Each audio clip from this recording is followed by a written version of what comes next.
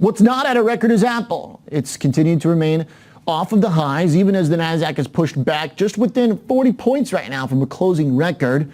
Let's bring in Alan Nuckman, who has stayed the bull course here, finding companies that have lagged. So, Alan, is Apple going to be the next to get its mojo back here? Because right now it's kind of missing from those all-time records lists. Seeing the tech takeoff, as we've seen over and over again. Every breakdown's been a buy. Now, Apple hasn't participated in 2021. It's been trading sideways. It's actually negative so far for this year. And it's significantly off. It's 10% off its all-time top up at there around the 145 level. So I see a lot of risk-reward positivity here in this Apple stock. And if you just look at the chart. Just look at the chart. You see that series of higher lows and lower highs forming this giant wedge. And as we've seen before, that's usually a very positive sign to go with so many other positive signs that we're seeing in the markets right now. Okay. So you're looking at the 120 calls. Apple right now trading at 129. So I might be wrong here, Alan. I know you like this trade a lot, buying in the money calls. But this one seems like you're going pretty deep here. I mean, you're paying up to buy something that's already $8.50 in the money. Strategy. What we look for is a delta of usually between 70 and 80%, depending on the time component. So we try and balance those two. So with this August option, you've got 2 months. So we want deep in the money. So this delta now is more than 75%. So it's going to act like this stock. So you're paying whatever 10, 11 right now, and it's deep in the money. It's costs a lot less than buying the shares of the stock, and you're going to get essentially the same payoff. And the best part is a modest move in the underlying stock will be a big gain in this option. So if we're looking at the chart, this is a stock that's traded between 120 and 140 for the year. So this 130 is a very important pivot. And here recently, in the last month, we traded between 122 and 128. Now, today we broke out of that sideways range. So again, this is a stock that's been stuck, that's been, I wouldn't say slumping here recently. It just hasn't participated in the market. So I see a lot of upside potential here. We get back above the 130.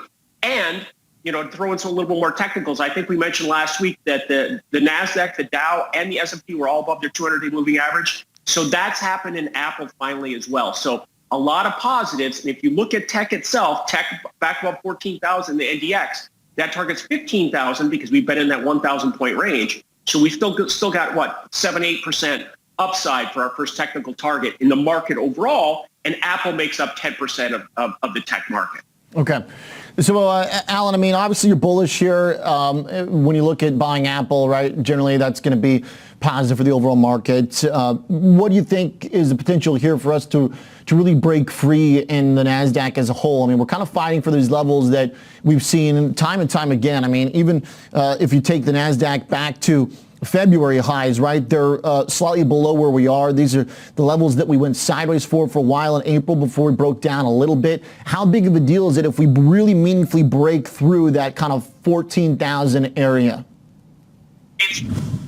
We've talked about this time and time again, that every time that the market sells off, the distance of that drop from the top on those old highs is the next target. And that's been achieved historically every single time in history. Now, the tech market has had numerous pullbacks. I think we're approaching, near double digits in the last 10% pullbacks anyways in the last decade. So each and every time until it doesn't, it's performed very well. So I'm still very much a believer. And I think all the signs here are very positive, especially what we saw last week. The biggest signal that I see is the fact that the 10-year yield broke below that 150 and